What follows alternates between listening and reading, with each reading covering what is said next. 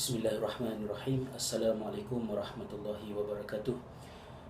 Alhamdulillah, perjalanan di Helsinki Summer School sudah pun sampai ke penghujungnya, dan kursus yang berlangsung selama lebih daripada 3 minggu sudah pun dikonklusikan dengan pelbagai saranan, pertukaran maklumat dan pihak pensyarah juga banyak memberikan kepada kami panduan bagaimanakah kami hendak membaca berkenaan dengan sistem pendidikan di Finland melalui material yang ada secara online, dan juga dengan memanfaatkan jaringan persahabatan dan profesional di kalangan pendidik, terutamanya di kalangan kami peserta di dalam kursus yang terdiri daripada banyak negara.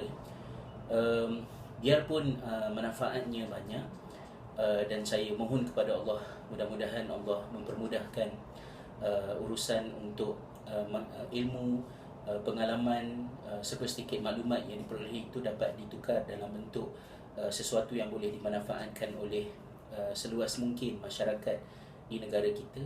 Tetapi tumpuan saya lebih kepada usaha untuk membangunkan Khalifah Model School Secondary sebagai satu platform untuk kami menjalankan satu model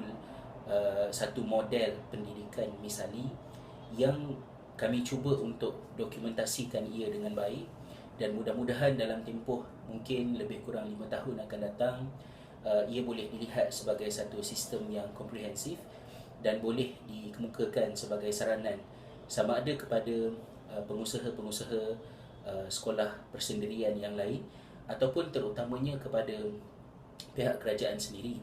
Kerana saya melihat, ni sebagai observation peribadi saya, kerajaan kita banyak mensia-siakan inovasi dan cadangan-cadangan yang bernas daripada pelbagai bentuk perkhidmatan yang membabitkan public service, yang mana banyak benda yang unik itu sepertinya perlu dijalankan di institusi swasta terlebih dahulu, kemudian barulah diusulkan kepada pihak kerajaan, termasuk juga dalam bidang kesihatan misalnya, dan itu sedikit merugikan kerana ia melambatkan proses menyambut pelbagai inovasi dan juga idea-idea baru yang sangat berguna untuk memberikan manfaat kepada masyarakat kita. Di KMSS sendiri, saya harap pengolahan sistem yang kami jalankan di sekolah yang dihasilkan dalam bentuk penulisan boleh diketengahkan ke dalam masyarakat dalam bentuk yang objektif, menjauhi elemen-elemen yang bersifat dramatik, mensensasikan usaha-usaha berkenaan, sehingga menyebabkan pendidikan diwacanakan dalam bentuk yang merosakkan. Kerana kita khawatir sepertinya di negara kita apa-apa sahaja benda yang popular, kalau sekiranya kita satu-satu benda yang bagus, kalau kita popularkan ia menjadi bahan perbincangan, bahan wacana, maka benda itu sepertinya akan jadi rosak disebabkan oleh cara kita respon kepada benda itu. Itu juga antara yang saya rasa apabila Turki, Daulah Osmaniyah, tokoh-tokoh di dalam sejarah Osmaniyah yang pada suatu ketika dahulu sangat asing dalam masyarakat kita, apabila dia menjadi popular, dia jadi pelik-pelik. Sampai sekarang ni dah ada saranan pula untuk ada pihak yang menjadi seperti ejen untuk mengahwinkan rakyat tempatan dengan wanita Turki, benda-benda yang tak masuk akal, yang saya tak pernah terfikir benda itu boleh menjadi sebahagian daripada aktiviti secara bilateral di antara Malaysia dengan Turki.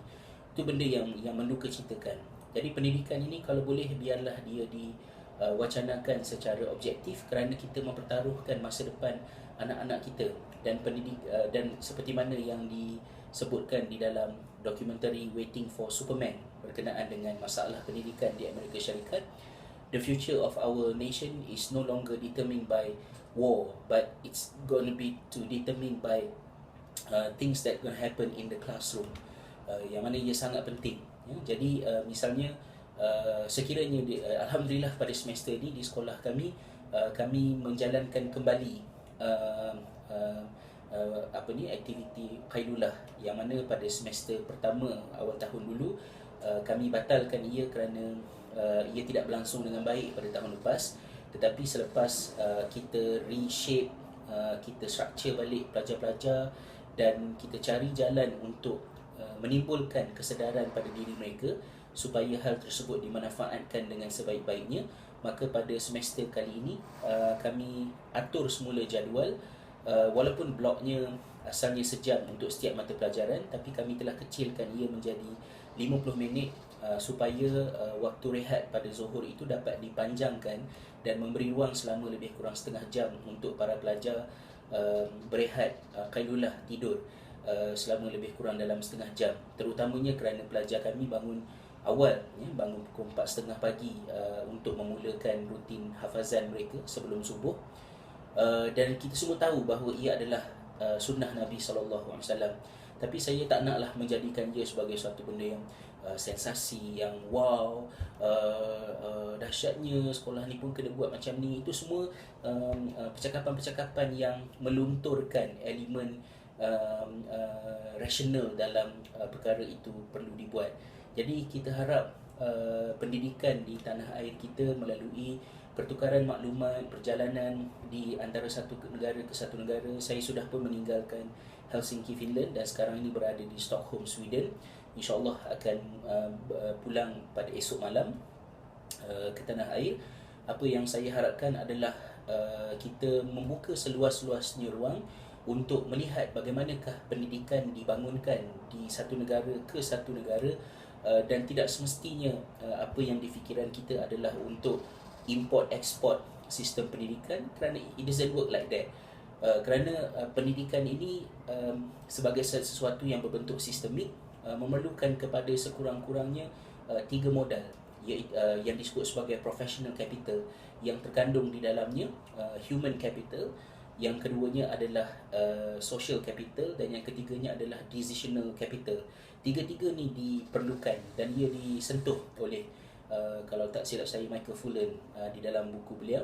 Dan ketiga-tiga modal ini adalah sebab mengapa kita tidak mungkin boleh mengambil sesuatu yang baik daripada Finland dengan membawa guru Finland datang ke Malaysia, seperti mana yang UK buat dengan membawa guru daripada Shanghai ke England untuk mengajar matematik kepada pelajar-pelajar di England. Dan it doesn't work kerana guru sebagai human capital, jika dia datang tanpa social capital, tidak ada jaringan network dengan latar belakang persekitaran yang berbeza, bekerja dengan orang yang berbeza. Begitu juga dengan decisional capital. Sejauh manakah guru itu dimodalkan dengan autonomi, dengan kepercayaan untuk mereka itu membuat keputusan yang terbaik terhadap apa yang mereka nak ajar kepada para pelajar. Sekiranya benda-benda ini tidak ada, maka kita bawalah guru yang terbaik daripada mana-mana sekalipun, ia tidak akan menatijahkan hasil seperti mana yang kita harapkan, sebagaimana yang Arab Saudi buat dengan membawa Finnish system ke Arab Saudi, dan sebelumnya Qatar juga melakukan perkara yang sama. Jadi kita harap bila kita belajar sesuatu daripada Finland, daripada negara-negara yang lain, kita balik dan kita bangunkan di kalangan human capital kita sendiri, guru-guru kita sendiri, yang mereka itu mempunyai prospek, kelebihan, kebolehan, pemikiran dan juga mempunyai akar yang berpijak di bumi yang nyata di dalam konteks kita di Malaysia. Jadi saya harap itulah perkara yang dapat dijayakan, dimajukan pada sekembalinya daripada Finland ini nanti. Mudah-mudahan apa yang dicapai di sini, terutamanya jaringan network daripada kawan-kawan di Taiwan, daripada US khususnya, dan juga daripada 2-3 negara yang lain, termasuk rakan saya daripada Indonesia, yang mana masing-masing mempunyai pengalaman yang banyak di dalam melakukan research di dalam pendidikan. Komunikasi yang berterusan sesama kami dapat membantu saya untuk terus menambah ilmu pengetahuan bagi membangunkan Khalifah Model School Secondary KMSS, dan juga pendidikan di dalam masyarakat kita secara umumnya. Mudah-mudahan inilah mungkin posting terakhir dalam siri Kembara Helsinki saya.